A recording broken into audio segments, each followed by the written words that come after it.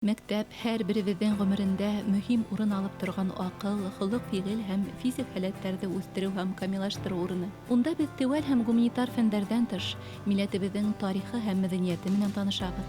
Ата-бабаларыбыҙҙың мираҫын өйрәнеп, зиһенебеҙҙе үҫтерәбеҙ, тәжрибә туплайбыҙ. Юлдыбай мәктәбендә эшләүсе педагогтар шуны иҫтә тотоп, уҡытыуға етди ҡарай, уны файҙалы һәм ҡыҙыҡлы итеп ойошторорға тырыша. Мәҫәлән, 2019 йылда Мәғариф милли проекты сиктәрендә Юлдыбай мәктәбендә үҫеү нөктәһе һанлы һәм гуманитар профиль белем биреү үҙәге асылды. Балалар теләп йөрөйләр, бик ҡыҙыҡһыналар. Уларға яңы төрлө һөнәрләр серҙәрен өйрәтәбеҙ инде. 3D моделирование, прототипирование дигән. Шунан квадрокоптерлар серҙәрен өйрәтәбеҙ, осору серҙәрен. Конструирование уларға башланғыс булып тора ошо һөнәрләрҙе өйрәтеү. Күптәре инженерия менән ҡыҙыҡһыналар, программирование менән. Шуның өсөн был киләсәктә бик кәрәк буласаҡ. Заман башҡа, зам башҡа тейҙәр бит инде. Бөгөнгө көндә мына цифровизация, актив бит инде, дистанцион уҡытыуға ла беҙ ҡулайлашырға тура килде.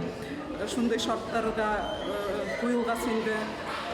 Тырышып эшләйбеҙ. Әлбиттә, мәктәптә уҡытыу менән генә эш ҡайтып ҡалмай, тәрбиә эше лә алып барырға тура килә. Ата-әсәйҙәр менән дә эшләргә кәрәк бит инде хәҙерге заманда. Ғөмүмән алғанда, мәктәп, уҡытыусылар коллективы, ата-әсәләр шундай берҙәм, бер тандем булып эшләгәндә беҙ үҙебеҙҙең эшебеҙҙең һөҙөмтәһен күрәбеҙ. Уҡыусыларыбыҙ республика, район, регион-ара конкурстарҙа ҡатнашырға тырышалар. Был, әлбиттә, уҡытыусының да, уҡыусының да көсө һалына быға. Призлы урындар алһалар, әлбиттә, ул беҙҙең өсөн ҙур ҡыуаныс. Мәктәптә татыу, ҙур коллектив эшләй. Бөтәһе 27 уҡытыусы, уларҙың 14-те юғары категорияға эйә.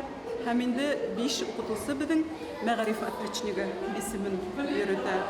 Американ философы, социолог Элвин Тофлерҙың шундай һүҙҙәре бар. 21-нсе быуатта наҙан булып уҡый һәм яҙа белмәгән түгел, уҡырға, белемен үҫтерергә ынтылмағаны һаналыр. Яныңда һинең киләсәгеңде ҡайғыртыусы уҡытыусы булыуы ла зарур. Шөкөр, Юлдыбай балалары янында шундай педагогтар бар. Светлана Ғәлиуллина, Эдуард Ғайнанов, Йылайыр районы.